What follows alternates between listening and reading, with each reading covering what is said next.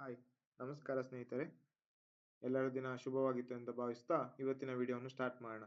ನಾವು ಇವತ್ತು ಡಿಸ್ಕಸ್ ಮಾಡೋಣ ಅಂತ ತಗೊಂಡಿರೋ topic 10 strategies to become a successful investor. ಈ ವಿಡಿಯೋವನ್ನು ಸ್ಟಾರ್ಟ್ ಮಾಡೋ ಮುಂಚೆ ಡಿಸ್ಕ್ಲೇಮರ್ನ ಕೊಟ್ಬಿಡ್ತೀನಿ. ಈ ವಿಡಿಯೋ ಯಾವ ಇನ್ವೆಸ್ಟ್ಮೆಂಟ್ ಅಡ್ವೈಸ್ ಕೂಡ ಆಗಿರೋದಿಲ್ಲ. ಇದು ಓನ್ಲಿ ಎಜುಕೇಶನಲ್ ಪರ್ಪಸ್ಗಾಗಿ ಆಗಿರುತ್ತದೆ. ನೀವು ನಿಮ್ಮ ಸ್ವಂತವಾಗಿ ರಿಸರ್ಚ್ ಮಾಡಿ ಇನ್ವೆಸ್ಟ್ ಮಾಡಿ.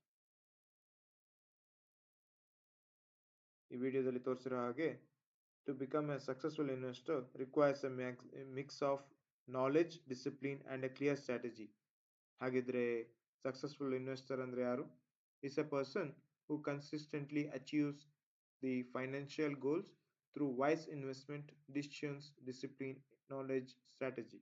ಯಾರು ಅವನ ವೈಸ್ ಇನ್ವೆಸ್ಟ್ಮೆಂಟ್ ಡಿಸಿಷನ್ಗಳನ್ನ ಯೂಸ್ ಮಾಡ್ಕೊಂಡ್ಬಿಟ್ಟು ಡಿಸಿಪ್ಲಿನ್ ಅಪ್ರೋಚ್ ಅಲ್ಲಿ ಅವನ ನಾಲೆಡ್ಜ್ ಮತ್ತು ಸ್ಟ್ರಾಟಜಿಯನ್ನ ಯೂಸ್ ಮಾಡ್ಕೊಂಡ್ಬಿಟ್ಟು ಇನ್ವೆಸ್ಟ್ ಮಾಡ್ತಾನೋ, ಅದರಿಂದ ಯಾರು ವೆಲ್ತ್ ಕ್ರಿಯೇಟ್ ಮಾಡ್ತಾನೋ ಅವನು ಸಕ್ಸಸ್ಫುಲ್ ಇನ್ವೆಸ್ಟರ್ ಆಗಿ ಹೊರಹೊಮ್ತಾನೆ. ಸೊ ಈ ಸಕ್ಸಸ್ಫುಲ್ ಇನ್ವೆಸ್ಟರ್ ಆಗ್ಬೇಕು ಅಂತಿದ್ರೆ ಕೆಲವೊಂದು ಗ್ರೌಂಡ್ ರೂಲ್ಸ್ ಇಲ್ಲ ಸ್ಟ್ರಾಟಜೀಸ್ ಇರುತ್ತೆ. ಆ ಸ್ಟ್ರಾಟಜೀಸ್ ನ ಒನ್ ಬೈ ಒನ್ ಡಿಸ್ಕಸ್ ಮಾಡೋಣ. ಸೊ ಅದರಲ್ಲಿ ಮೊದಲನೇದಾಗಿ ಬರೋದು ಸ್ಟಾರ್ಟ್ ವಿತ್ ಕ್ಲಿಯರ್ ಗೋಲ್ಸ್. ನೀವು ಇನ್ವೆಸ್ಟ್ಮೆಂಟ್ ಮಾಡ್ಬೇಕಂತಿದ್ರ ಮೇಲೆ ಅದಕ್ಕೆ ಒಂದು ಗೋಲ್ಸ್ ಇರಬೇಕು. ಇಷ್ಟು ದಿನ ಇನ್ವೆಸ್ಟ್ ಮಾಡ್ತೀನಿ, ಇದ್ರ ಮೇಲೆ ಇನ್ವೆಸ್ಟ್ ಮಾಡ್ತೀನಿ. ಸೊ ನಂದು ರಿಸ್ಕ್ ಅಪಿಟೈಟ್ ಇದು, ನಂದು ಟೈಮ್ ಲಿಮಿಟ್ ಇದೆ. ನಾನು ಇನ್ವೆಸ್ಟ್ ಮಾಡೋದು ಮಿಡ್ ಕ್ಯಾಪ್ ಮೇಲೆ ಇಷ್ಟು, ಲಾರ್ಜ್ ಕ್ಯಾಪ್ ಮೇಲೆ ಇಷ್ಟು, ಸ್ಮಾಲ್ ಕ್ಯಾಪ್ ಮೇಲೆ ಇಷ್ಟು ಅಂತ ಡೈವರ್ಸಿಫೈ ಮಾಡ್ಕೊಳ್ಳೋದು. So start with the clear goals. Define your investment objectives. Example retirement, buying a house, wealth creation. ನೀವೇನಕ್ಕೆ ಇನ್ವೆಸ್ಟ್ ಮಾಡ್ತಿದ್ದೀರಾ, ನಿಮ್ದು ಟೈಮ್ ಆಫ್ ಇನ್ವೆಸ್ಟ್ಮೆಂಟ್ ಎಷ್ಟು, ಸೊ ಅದು ನಿಮಗೆ ಕ್ಲಿಯರ್ ನಾಲೆಜ್ ಇತ್ತು ಅಂತ ಹೇಳಿದ್ರೆ, ಸೊ ನೀವು ಇನ್ವೆಸ್ಟ್ ಮಾಡುವ ರೀತಿ ಬೇರೆ ಬೇರೆ ತರ ಚೇಂಜ್ ಮಾಡ್ಕೊಬಹುದು. Understand your risk tolerance and time horizon. ಇವಾಗಲೇ ಹೇಳ್ದ ಹಾಗೆ ನಿಮ್ಮ ಏಜ್ ಎಷ್ಟಿದೆ, ಸೊ ನಿಮ್ ವೇಟಿಂಗ್ ಪೀರಿಯಡ್ ಎಷ್ಟಿದೆ, ಅದ್ರ ಮೇಲೆ ನೀವು ತಗೊಳ್ಳುವ ಸ್ಟಾಕ್ಸ್ ಅದು ಅದ್ರ ಮೇಲೆ ವೇರಿ ಆಗುತ್ತೆ. ಸೊ ನೀವು ಮಿಡಲ್ ಏಜ್ ಆಗಿದ್ರೆ ಸೊ ಮೀಡಿಯಂ ರಿಸ್ಕ್ ಸ್ಟಾಕ್ಸ್ ನ ತಗೊಳ್ಬಹುದು. ಅದೇ ಯಂಗ್ ಏಜ್ ನವರು ಜಾಸ್ತಿ ಹೈ ರಿಸ್ಕ್ ಸ್ಟಾಕ್ಸ್ ಮೇಲೆ ಕಾನ್ಸಂಟ್ರೇಟ್ ಮಾಡಬಹುದು. ಯಾಕಂದ್ರೆ ಅವರಿಗೆ ಅಷ್ಟು ನೆಸಿಟಿ ಇರುವುದಿಲ್ಲ ಇಮಿಡಿಯೇಟ್ಲಿ ಅಮೌಂಟ್, ಇಲ್ಲ ಟೈಮ್ ಕೂಡ ಜಾಸ್ತಿ ಇರುತ್ತೆ. Set realistic expectations for the returns. ಯಾವಾಗಲೂ ರಿಯಲಿಸ್ಟಿಕ್ ಎಕ್ಸ್ಪೆಕ್ಟೇಷನ್ಸ್ ಅನ್ನು ಹೊಂದ್ಕೊಂಡಿರ್ಬೇಕಾಗುತ್ತೆ. ಯಾಕಂದ್ರೆ ಇವತ್ತು ಇನ್ವೆಸ್ಟ್ ಮಾಡಿ ನಾಳೆ ಡಬಲ್ ಆಗ್ಬೇಕಂತ ಹೇಳಿದ್ರೆ ಅದು ಡಬಲ್ ಆಗೋದಿಲ್ಲ. So waiting period almost stock market ಅಲ್ಲಿ ಮನಿ ಮಾಡ್ಬೇಕಂತಿದ್ರೆ ಮಿನಿಮಮ್ 5 to 10 years ತನಕ ವೇಟ್ ಮಾಡ್ಬೇಕಾಗತ್ತೆ. Second point, educate yourself. Learn the basics of financial markets, asset classes, and investment vehicles. Follow financial news, books, and reputable sources to stay updated. Understand key metrics like PE ratio, dividend yield, and free cash flow. ಯಾವಾಗ ನಾವು ಅದ್ರ ಬಗ್ಗೆ ತಿಳ್ಕೊಂಡ್ಬಿಟ್ಟು invest ಮಾಡ್ತೀವಿ, so ನಮ್ಗೆ ಅದ್ರ ಬಗ್ಗೆ confidence ಇರುತ್ತೆ. ಅದ್ರ ಬಗ್ಗೆ ಯಾವಾಗ ಇನ್ನು ಬೈ ಮಾಡಬೇಕು, ಯಾವಾಗ ಸೇಲ್ ಮಾಡಬೇಕು, ಎಷ್ಟು ದಿನ ತನಕ ಹಿಡ್ಕೊಳ್ಬೇಕು ಅಂತ ಅದ್ರ ಬಗ್ಗೆ ನಾಲೆಜ್ ಇರುತ್ತೆ. ಸೊ ನಾಲೆಜ್ ಇಲ್ಲದೆ ನಾವು ಇನ್ವೆಸ್ಟ್ ಮಾಡಿದ್ರೆ ನಮ್ಗೆ ಯಾವತ್ತು ಕಾನ್ಫಿಡೆನ್ಸ್ ಇರಲ್ಲ. ಮಾರ್ಕೆಟ್ ಬೀಳ್ತಿದೆ ಅಂತಿದ್ರೆ ಅಷ್ಟೇ ಸೇಲ್ ಮಾಡ್ಬೋಣ ಅಂತ ಅನ್ಸುತ್ತೆ. ಇವಾಗ ಈ ಕ್ವಾರ್ಟರ್ಲಿ ರಿಸಲ್ಟ್ ಡೌನ್ ಬಂದ ತಕ್ಷಣ ಸೇಲ್ ಮಾಡ್ಬೋಣ, ಇದು ವರ್ಕೌಟ್ ಆಗೋದಿಲ್ಲ ಅಂತ ಅನ್ಸುತ್ತೆ. ಅದೇ ನಿಮ್ಗೆ ಆ ಕಂಪನಿ ಬಗ್ಗೆ, ಕಂಪನಿ ಫಂಡಮೆಂಟಲ್ಸ್ ಬಗ್ಗೆ ನಾಲೆಜ್ ಇತ್ತು ಅಂತ ಹೇಳಿದ್ರೆ, ಇಲ್ಲ ಇವಾಗ ಬಿದ್ದಿದೆ ಅಂತ ಹೇಳಿದ್ರೆ ಇನ್ನು 6 ತಿಂಗಳಲ್ಲಿ ಅದು ಡಬಲ್ ದಿ ರಿಟರ್ನ್ಸ್ ಕೊಡುತ್ತೆ ಅಂತ ಕಾನ್ಫಿಡೆನ್ಸ್ ಇರುತ್ತೆ. ಸೊ ಕಂಪ್ನಿದು ಸ್ಟಾಕ್ ಬಿದ್ದಾಗ ನೀವು ಅದಕ್ಕೆ ಇನ್ನೂ ಎಕ್ಸ್ಟ್ರಾ ಮನಿ ಹಾಕ್ಬಿಟ್ಟು ಇನ್ನೂ ಜಾಸ್ತಿ ಇನ್ವೆಸ್ಟ್ ಮಾಡ್ತೀರಾ. ಸೊ ದಟ್ ನಿಮ್ಗೆ ಗ್ರೋತ್ ಬಂದ್ಬಿಟ್ಟು ಪೊಟೆನ್ಶಿಯಲ್ ಜಾಸ್ತಿ ಆಗ್ತಾ ಹೋಗುತ್ತೆ. Third point, diversify your portfolio. Avoid putting all the money in one stock or the sector. Allocate your assets across different industries, geographics, and asset classes. Diversification reduces risk while maintaining the growth potential. ಯಾವಾಗಲೂ stocks ಮೇಲೆ ಇಲ್ಲ ಯಾವುದೇ ಮೇಲೆ ಆದ್ರೂ invest ಮಾಡುವಾಗ ಒಂದೇ ಕಡೆ ಎಲ್ಲ ಅಮೌಂಟ್ನ ಹಾಕೋದಲ್ಲ. ಸೊ ಅದನ್ನ ಡೈವರ್ಸಿಫೈ ಮಾಡಬೇಕು. Small cap, large cap, medium cap ಎಲ್ಲಾದ್ರ ಮೇಲೆ. ಆಮೇಲೆ ಇವಾಗ ETF, ಮ್ಯೂಚುವಲ್ ಫಂಡ್ಸ್, ಸೊ ಬೇರೆ ಬೇರೆ international funds, international equities, international ETF ಇದ್ರೆಲ್ಲದ್ರ ಮೇಲೆ ಇನ್ವೆಸ್ಟ್ ಮಾಡೋದ್ರಿಂದ ಸೊ ನಿಮ್ಮ ಅಮೌಂಟ್ ಬಂದ್ಬಿಟ್ಟು ಡೈವರ್ಸಿಫೈ ಆಗಿರುತ್ತೆ. ನಿಮ್ಮ ಪೋರ್ಟ್ಫೋಲಿಯೋ ಬಂದ್ಬಿಟ್ಟು ಡೈವರ್ಸಿಫಿಕೇಶನ್ ಆಗಿರೋದ್ರಿಂದ ಸೊ ಒಂದ್ ಕಡೆ ಕಮ್ಮಿ ಆದಾಗ ಒಂದ್ ಕಡೆ ಬ್ಯಾಲೆನ್ಸ್ ಮಾಡುತ್ತೆ. ಅದೇ ನೀವು ಒಂದೇ ಕಡೆ ಹಾಕಿದ್ರೆ ಪೂರ್ತಿ ಎಲ್ಲಾ ನೆಗೆಟಿವ್ ಅಲ್ಲಿ ಬಂದು ಕುತ್ಕೊಳ್ಳುತ್ತೆ. ಸೊ ಇಲ್ಲಿ ನೋಡಿ ಫೋಟೋದಲ್ಲಿ 30% domestic equities, 15% international equities, 5% on emerging market equities, 20% on real estate funds, 15% on government funds, 15% on treasury inflation protected securities. Fourth point, invest for the long term. Focus on building wealth gradually rather than chasing quick gains. Avoid panic selling during market downturns. Volatility is normal in the short term. Compounding work best when investments are held for extended periods. ಯಾವಾಗಲೂ investment ಮಾಡುವಾಗ stock market ಅಲ್ಲಿ long ಟರ್ಮ್ಗೆ invest ಮಾಡಬೇಕು. Short term ಅಲ್ಲಿ ಏನು ಅಷ್ಟು wealth create ಮಾಡೋದಕ್ಕೆ ಚಾನ್ಸೇ ಇಲ್ಲ. ಸೊ ನೀವು ವೇಟ್ ಮಾಡಿದಷ್ಟು ನಿಮಗೆ ವೆಲ್ತ್ ಕ್ರಿಯೇಷನ್ ಅಪರ್ಚುನಿಟಿ ಜಾಸ್ತಿ ಆಗ್ತಾ ಹೋಗುತ್ತೆ. ಸೊ ಮಾರ್ಕೆಟ್ ಡೌನ್ ಟರ್ನ್ ಅಲ್ಲಿ ಇದ್ದಾಗ ಆದಷ್ಟು ಸೇಲ್ ಮಾಡೋದ್ ಬದಲಿಗೆ ಅದಕ್ಕೆ ಆಡ್ ಮಾಡ್ಬಿಟ್ಟು ಇನ್ನು ಗ್ರೋತ್ ಮಾಡೋದಕ್ಕೆ ಹೇಗೆ ಅಂತ ಚೆಕ್ ಮಾಡ್ಬೇಕಾಗುತ್ತೆ. Volatility is normal in short term. Market ಯಾವತ್ತಿದ್ರೂ ಮೇಲೇನೆ ಹೋಗುತ್ತೆ. ಸೊ ಹಾಗಂತ ಹೇಳ್ಬಿಟ್ಟು ಸ್ಟ್ರೈಟ್ ಲೈನ್ ಅಲ್ಲಿ ಮೇಲೆ ಹೋಗ್ತಾನೆ ಇರಕ್ಕಾಗಲ್ಲ. ಸೊ ಮೇಲೆ ಹೋಗುತ್ತೆ, ಸ್ವಲ್ಪ ಡೌನ್ ಆಗುತ್ತೆ, ಮತ್ತೆ ಪಿಕಪ್ ಆಗಿ ಮತ್ತೆ ಮೇಲೆ ಹೋಗುತ್ತೆ, ಮತ್ತೆ ಡೌನ್ ಆಗಿ ಮತ್ತೆ ಮೇಲೆ ಹೋಗುತ್ತೆ. ಸೊ ಈ ತರ ಆದಾಗ್ಲೇ ಮಾರ್ಕೆಟ್ ಬಂದ್ಬಿಟ್ಟು ಸ್ಟೇಬಲ್ ಆಗೋದು. Compounding works best when investments are held for extended periods. Do your own research. Analyze companies' fundamentals before investing. Earnings, revenue growth, debt levels. Assess the industry's growth potential and competitive landscape.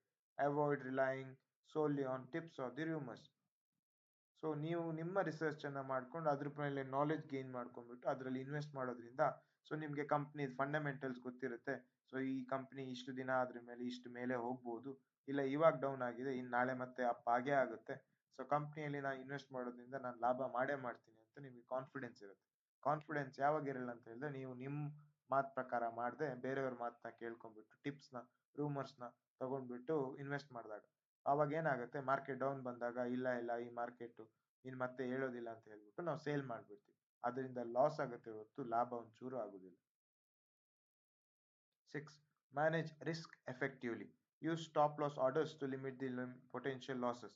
Only invest money you can afford to lose, especially in high risk investments. Keep an emergency fund separate to avoid forced sellings during the emergencies. Only invest ನೀವು investment ನ ಯಾವಾಗ ಎಷ್ಟು ಎಷ್ಟು loss ಮಾಡ್ಕೊಳ್ಳೋಕೆ ready ಇದ್ದೀರಾ ಅಷ್ಟನ್ನು ಮಾತ್ರ ಮಾಡ್ಬೇಕಾಗುತ್ತೆ. ಯಾವ್ದ್ರಲ್ಲಿ? High risk investment stocks. High risk ಯಾವ್ದು ಅಂತ ಹೇಳಿದ್ರೆ small cap funds, multi small cap funds ಈ ತರ ಇರ್ತವೆ. ಸೊ ಎಮರ್ಜೆನ್ಸಿ ಫಂಡ್ಸ್ ನ ಇಟ್ಕೊಂಡಿರ್ಬೇಕಾಗುತ್ತೆ. ನನ್ನ ಹತ್ರ 1 ಲಕ್ಷ ಇದೆ ಅಂತ ಹೇಳ್ಬಿಟ್ಟು 1 ಲಕ್ಷ ಇನ್ವೆಸ್ಟ್ ಮಾಡೋದಲ್ಲ. ನನಗೆ ಎಮರ್ಜೆನ್ಸಿ ಫಂಡ್ ಎಷ್ಟು ಬೇಕು ಅದನ್ನ ಎತ್ತಿಟ್ಕೊಂಡ್ಬಿಟ್ಟು ಮಿಕ್ಕಿದ್ನ ಇದು ಮಾಡ್ಬೇಕಾಗತ್ತೆ, ಇನ್ವೆಸ್ಟ್ ಮಾಡ್ಬೇಕಾಗತ್ತೆ. ಪೂರ್ತಿ ಇನ್ವೆಸ್ಟ್ ಮಾಡಿದ್ರೆ ಸೊ ಮಾರ್ಕೆಟ್ ಡೌನ್ ಆದಾಗ ನನಗೆ ರಿಕ್ವೈರ್ಮೆಂಟ್ ಬಂತು ಅಂತ ಹೇಳಿದ್ರೆ ದುಡ್ಡು, ಆ ಮಾರ್ಕೆಟ್ ಡೌನ್ ಕಂಡೀಷನ್ ಅಲ್ಲಿ ನಾನು ಸೇಲ್ ಮಾಡ್ಬೇಕಾಗುತ್ತೆ. ಆ ತರ ಸೇಲ್ ಮಾಡೋದ್ರಿಂದ ನಮ್ಗೆ ಲಾಸೇ ಜಾಸ್ತಿ ಆಗುತ್ತೆ. 7. Focus on asset allocation. Adjust your portfolio mix based on your age, financial goals, and market conditions. Younger investors can afford more risks, higher equity exposure, while older investors might prefer conservative assets like bonds. Asset allocation ನ ಹೇಗ್ ಮಾಡ್ಬೇಕು ಅನ್ನೋದನ್ನ first ಅರ್ಥ ಮಾಡ್ಕೊಬೇಕು. ನಮ್ age ಎಷ್ಟು, ನಮ್ financial goals ಎಷ್ಟು, ಮಾರ್ಕೆಟ್ ಕಂಡೀಷನ್ ಏನಿದೆ, ಸೊ ಮತ್ತೆ ನಾನು ಎಷ್ಟು ತಿನ್ನೋರ್ ತನಕ ಇನ್ವೆಸ್ಟ್ ಮಾಡ್ತಾ ಇದ್ದೀನಿ ಅನ್ನೋದ್ರ ಮೇಲೆ ಡಿಪೆಂಡ್ ಆಗುತ್ತೆ. ನನ್ನ ಏಜ್ ಕಮ್ಮಿ ಇದ್ದಾಗ ನಾನು ಜಾಸ್ತಿ ಹೈ ರಿಸ್ಕ್ ಮೇಲೆ ಕಾನ್ಸಂಟ್ರೇಟ್ ಮಾಡ್ಬೋದು. ಮೀಡಿಯಂ ಮತ್ತೆ ಲಾರ್ಜ್ ಮೇಲೆ ಸ್ವಲ್ಪ ಅಲೋಕೇಶನ್ಸ್ ಕಮ್ಮಿ ಮಾಡ್ಕೊಬಹುದು.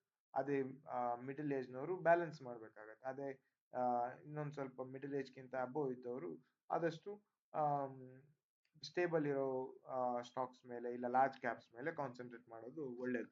Younger investors can afford more risk while older ಅದೇ ಹೇಳ್ದಾಗೆ so same to same. Stay consistent with SIPs. Systematic invested plan ಅಂದ್ರೆ SIP allows you to invest small amounts regularly regardless of market condition. This helps with rupee cost averaging and disciplined investing. SIP market ಯಾವತ್ತು down ಇದೆ ಅಂತ ಹೇಳ್ಬಿಟ್ಟು ನಾವು stop ಮಾಡ್ಬೋದು, ಇಲ್ಲ market ಮೇಲೆ ಹೋಗ್ತಿದೆ ಅಂತ ಸ್ಟಾಪ್ ಮಾಡ್ಬೋದು. ಮಾರ್ಕೆಟ್ ಹೇಗೆ ಇರಲಿ ನಮ್ಮ SIP ಅವತ್ತು ಫಿಕ್ಸ್ ಆಗಿದೆ ಅಂದ್ಮೇಲೆ ಅವತ್ತಿಗೆ ಪೇ ಆಗೋಕ್ಕೆ ಬಿಡ್ಬೇಕು.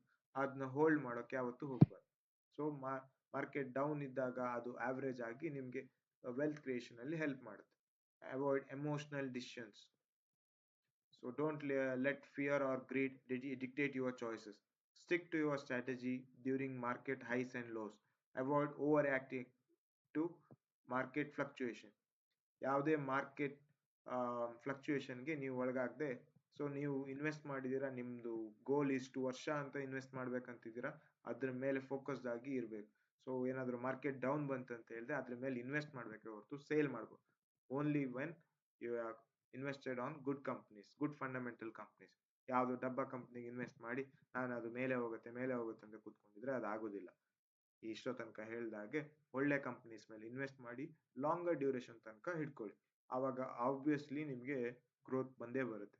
ಸೊ ನೀವು ಇವಾಗ ಇನ್ವೆಸ್ಟ್ ಮಾಡಿರೋ 10 ಕಂಪ್ನೀಸ್ ಅಲ್ಲಿ 10ರಲ್ಲಿ 10 ಪಾಸಿಟಿವ್ ಆಗುತ್ತೆ ಅಂತ ಹೇಳಕ್ಕಾಗಲ್ಲ. ಬಟ್ 10ರಲ್ಲಿ 8 ಪಾಸಿಟಿವ್ ಆಯ್ತು ಅಂದ್ರೆ ನಿಮ್ಮ ಪೋರ್ಟ್ಫೋಲಿಯೋ ಎಲ್ಲೋ ಹೋಗಿ ರೀಚ್ ಆಗಿರುತ್ತೆ.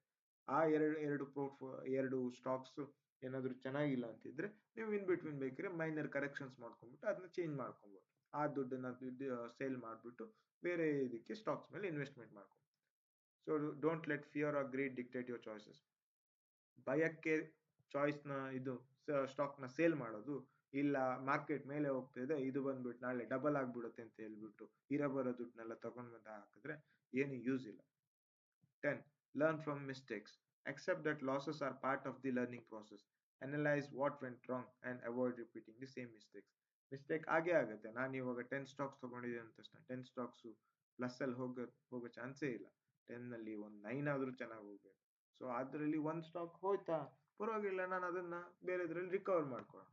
ಸೊ ಆದಷ್ಟು ಆ ಮಿಸ್ಟೇಕ್ಸ್ ಇಂದ ಕಲ್ತ್ಕೊಂಡ್ಬಿಟ್ಟು ಆ ಏನಾದ್ರು ಮಿಸ್ಟೇಕ್ ಆಗಿತ್ತು ಅಂತ ಹೇಳಿದ್ರೆ ಅದನ್ನ ಕರೆಕ್ಟ್ ಮಾಡ್ಕೊಂಡ್ಬಿಟ್ಟು ನೆಕ್ಸ್ಟ್ ಸ್ಟಾಕ್ ಬೈ ಮಾಡುವಾಗ ಫಂಡಮೆಂಟಲ್ಸ್ ಅದ್ರದ್ದು ರಿಸಲ್ಟ್ಸ್ ಅದೆಲ್ಲ ಸ್ಟಡಿ ಮಾಡ್ಕೊಂಡ್ಬಿಟ್ಟು ಮಾಡಿ. ಓಕೆ ಗೆಳೆಯರೆ, ನಿಮಗೆ ಈ ನನ್ನ ವಿಡಿಯೋ ಇಷ್ಟ ಆಗಿದೆ ಅಂತ ಭಾವಿಸ್ತಾ, ನಿಮ್ಗೆ ಇಷ್ಟ ಆಗಿತ್ತಂದ್ರೆ ಲೈಕ್ ಮಾಡಿ, ಇಷ್ಟ ಆಗಿಲ್ಲ ಅಂತ ಹೇಳಿದ್ರೆ ಡಿಸ್ಲೈಕ್ ಮಾಡಿ, ಪರವಾಗಿಲ್ಲ, ಇಂಪ್ರೂವ್ ಮಾಡ್ಕೊಳ್ತೀವಿ. ಈ ವಿಡಿಯೋ ಇಷ್ಟ ಆಗಿತ್ತಂದ್ರೆ ನಿಮ್ಮ ಫ್ರೆಂಡ್ಸಿಗೂ ಶೇರ್ ಮಾಡಿ, ಸೊ ದಟ್ ಅವರು ಇದ್ರ ಬಗ್ಗೆ ನಾಲೆಡ್ಜ್ ಗೇನ್ ಮಾಡೋಕ್ಕೆ ಯೂಸ್ ಆಗಲಿ. ಸೊ ನೀವು ನಮಗೆ ಸಬ್ಸ್ಕ್ರೈಬ್ ಮಾಡಿಬಿಟ್ಟು ನಮಗೆ ಸಪೋರ್ಟ್ ಮಾಡಬೇಕು. Thank you.